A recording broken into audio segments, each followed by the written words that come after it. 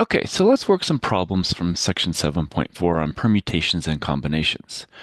So here we're basically supposed to evaluate the expression, and if the answer is not integer, then you're supposed to do it according to the correct number of decimal places. So we have three different problems here, and so we have factorials on some of them, and we have permutations, we have exponents, and so I think the thing to do here is to kind of use a calculator when necessary. So on this first one, the calculator looks like it would be an easy way to do, but we could also split it out and say, okay, well, what is this equal to? Well, that's really 10 times 9 times 8 times 7 times 6 times 5 factorial, because I see there's a 5 factorial there. And then this is really 5 factorial times, and then 10 minus 5 is going to be 5, so that's going to be another 5 factorial. Well, this 5 factorial will cancel that 5 factorial. And so now we have 10 times 9 times 8 times 7 times 6 divided by 5 factorial. And then we could plug that in our calculator and we could work that one. So we'll leave that for now and we'll do that in the calculator. Now, what about this one? Well, this one, if you try to plug that in your calculator, you're going to find out you're going to get an error. So what we can redo is we can say, well, that's 601 times 600 times 599 factorial. And then that's over 599 factorial. And so really that will cancel that. We just have 600 times 601, and we can do that in our calculator. Well, that's going to be what? A 0, a 0, a 6, a 0, and then 36. So that one we can do by hand. So we got that one.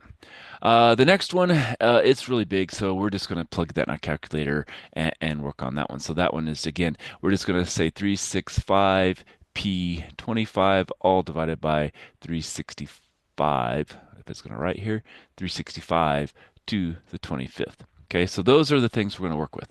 So we're going to do this one two ways. We'll type it in as it is, and we'll also type it in that way. So let me go to our calculator here.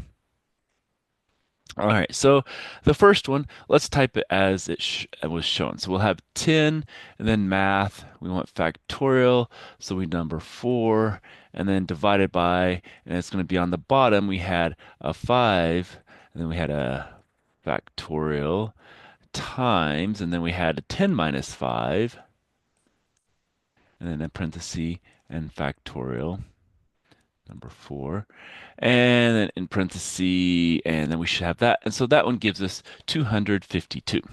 Now, the other way we could have done it is we could have taken and did like we had on there. We had a 10 times a 9 times an 8 times a 7 times a 6 times, and then we actually should say not times, delete that, and then divided by, and then we had a 5 factorial, and we get 252.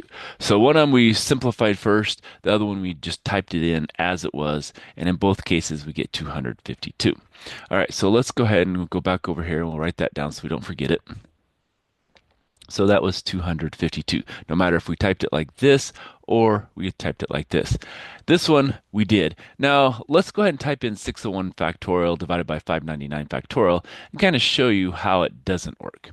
So if we have 601 factorial divided by 599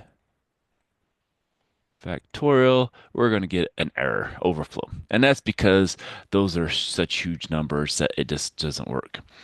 And then our last one, we're going to do the 365p25. So let's put parentheses and we can do math and we're going to do p. So we want number 2. We want 365. And we want 25.